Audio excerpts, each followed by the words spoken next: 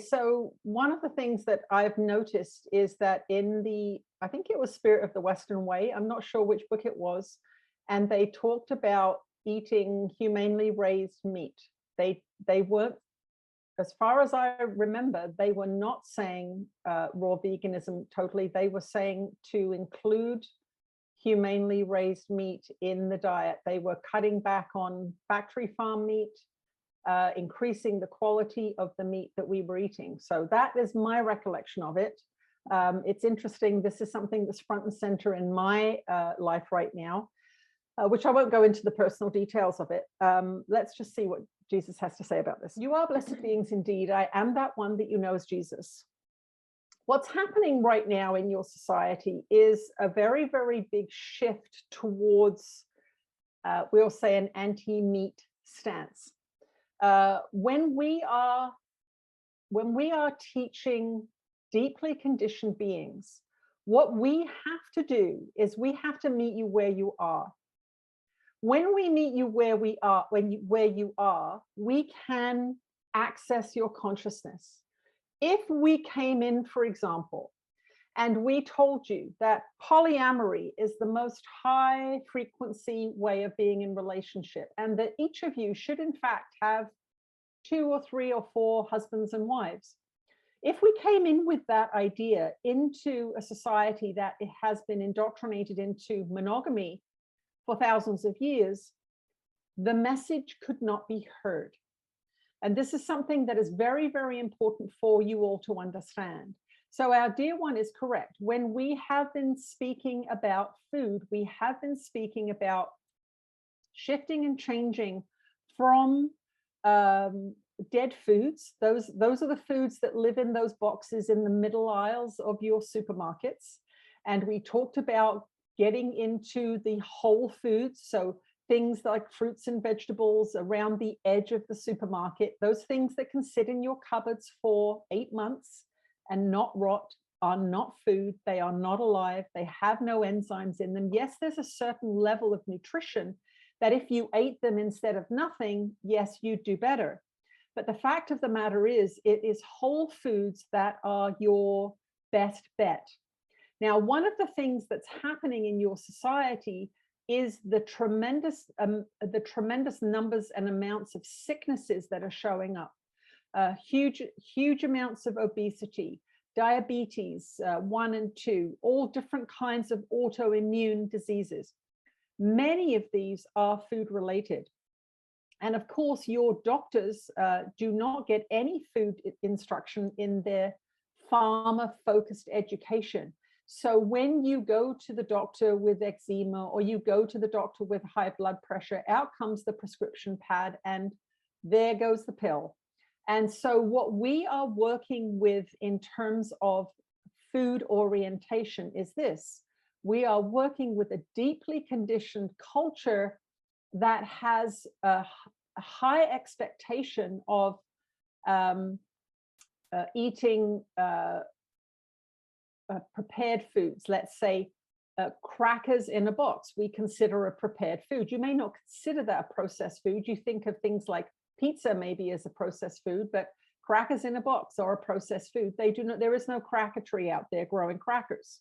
So for example, most of you will have, if you open up your pantry, you will see many boxes of things that are inert, that do not go rotten, that do not mold, that do not have to go in the fridge. They just sit there. They are not alive foods.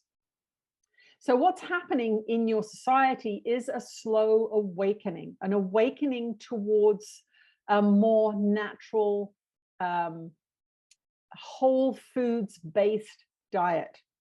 And as you shift and change from processed foods to a whole food diet, there is something that happens in there, and that is the need for, we're going to say fat and cholesterol, which is something that is very, very deeply indoctrinated into your society right now as something that is bad for you. Most of you do not know, but the Heart and Stroke Foundation has rescinded their ruling that fat and cholesterol is bad for you. They have not made a public to do about it, but they have changed their protocols. And one of the reasons that they're changing their protocols is that they are seeing that the standard American diet is causing so many problems. Of course, it's not the only problem. There are many other chemicals and these kinds of things in your society. But what we want you to understand is that when we introduce ideas to you, we have to introduce them into a mind that will accept them. So when you are looking at healing the consequences of deprivation, and that is really one of the things that's happening in your society, is there's such a deprivation of full nutrition that the body is struggling, the immune system is struggling, the pancreas is struggling, the brains are struggling to survive and thrive within this toxic society in which pre-manufactured foods are completely accepted as foods. If you walk into a cafe, for example, and you look at the croissants and you look at the cream-filled donuts and you look at the sausage rolls and you look at the bread and you look at all of those things, we would not consider any of those things foods at all. And yet most people walk into a coffee shop and don't think twice, or I'll have a spanakopita, or I'll have a cheese scone, or whatever it is. Those things are not foods as far as we're concerned. And yet when we are speaking to a mind that believes those things are food, we have to step quite slowly and carefully along a path that is not going to shut that mind down completely. So this is where we have been coming from in looking at your dietary needs and looking at your health as it relates to the foods that you consume. What we have said, and we mean this sincerely, is go back 200 years and look at what people were eating 200 years ago. Now, we're not talking about an industrial London. We're going to be talking about, let's say, a rural family living in the country somewhere. What would they have? What would they be growing? It would depend on your climate. It would depend on your location, of course. So you cannot say that the person living in the Bahamas is going to be eating the same thing as the person living in Siberia. Simply not true. So this is another thing that has to be kept in consideration here. But what we would say to you is, let's imagine this idyllic farm where perhaps there's a cow and they milk the cow every day and they have milk and they have cheese that they make and they have yogurt and they have meat from a slaughtered calf, perhaps, because the cow is bred. That's a way of getting high quality nutrition. What is the state of that cow? It is eating grass out in the sunshine. It is not being shot full of antibiotics. It is happy. It has a relationship with other animals, perhaps other cows, perhaps the farmer. It is living in nature, in the sun. It is organic, completely organic. On this idyllic farm, let us say they will have a few chickens or ducks or geese, and so there would be eggs, again, from animals that were raised in nature, that were allowed to eat grubs and bugs, and they may have used the ducks and geese to keep the slugs down in their vegetable garden. This kind of thing. And as the animals reproduce, which they do, you would cull a few of them and eat them when the season and the occasion warranted it. So you may have had a goose that was cooked for Christmas or Thanksgiving or whatever the holiday was.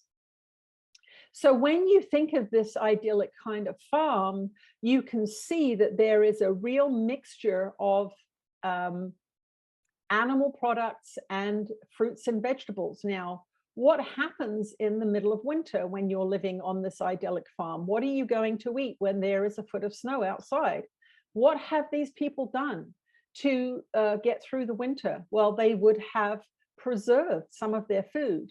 And they would have preserved it by drying it, by salting it, by pickling it, by canning it, all different kinds of things. And that is how they would have got through the winter.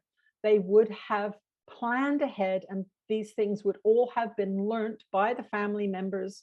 And that's how they would have survived. And there would have been a time at the end of the winter when there wasn't too much fruit. There weren't any dried blackberries left. They'd all been eaten.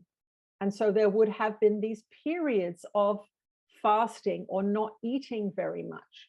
So we would like you to think about this as you are looking at your tremendously confusing and complicated food system. As you walk into a modern supermarket in your world, this is a completely unnatural environment. There is nothing natural about having 10,000 products. They're screaming at you to buy them. We want you to simplify. We want you to think about this farm 200 years ago and model your eating on that. That is enough for most of you to cope with. Yes, you can argue about the killing of animals. Yes, you can argue about the domestication of creatures. Yes, you can argue about these things if you are want to. But the other side of that is, were there huge fields of broccoli and chard in those days? No, there weren't. Were there 10,000 acre farms of corn and maize and wheat in those days? No, there weren't. They were all small holdings growing what the family needed. So from each side, you can argue. What we have come up with is this idea of a farm 200 years ago, so that you get an idea of what is a reasonable way for you to target eating. Now, we're not saying that is the ultimate truth. What we want you to understand is that we have to lead you to a place where you are choosing these kinds of uncontaminated foods, foods that are naturally raised to the best of your ability, locally grown, relationships with each other and the people who've raised them. This is where your healthy food is going to come from for now. As you are heading towards higher frequencies, what's going to happen is things are going to naturally fall away. And you are going to go through different processes of falling away. So what we would like you to see falling away at this time is that dependence on these highly processed carbohydrates, breads, crackers, buns, pasta, these kinds of things that are, they may be, we would say, normal occurrences in some places. Let's say pasta in Italy is a very, very normal thing.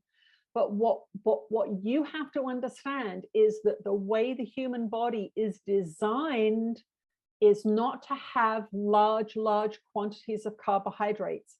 That's what you're beginning to witness deteriorating the general health of populations. Now, as we talk about factory raised meats, those are not ideal because of the environment in which the animals are raised. This is not an animal that's living out in a field with its brothers and sisters and having a nice life for a couple of years and then being harvested. These are animals that live in trauma and their meat is not healthy. The chickens raised in these barns, they're not healthy eggs. You can see the difference between a free range happy chicken and a factory farm chicken egg. You'll see the difference. You'll taste the difference in the meat. What we are saying is go back to this idyllic farm 200 years ago and imagine what they were doing. Was it organic? Was it locally raised? Were they bartering and trading for other people in the environment so that everything they were eating was that? If you look back 100 years ago, you will actually see that people were slimmer and healthier than they are now. This is endemic in your society at this time. So this is about simplifying your diet, going from processed foods to whole foods is the first process.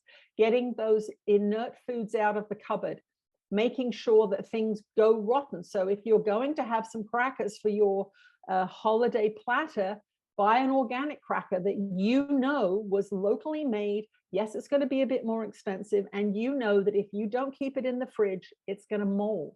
That means that it's alive. That means that it has some nutrition for you.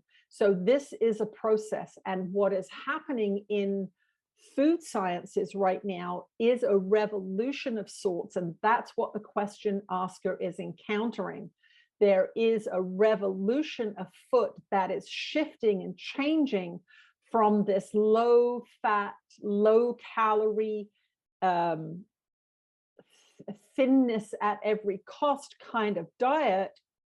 There is a shift going more towards a higher fat content, a more naturally produced diet that includes within it humanely raised animal products. That is our answer. Wow. Okay.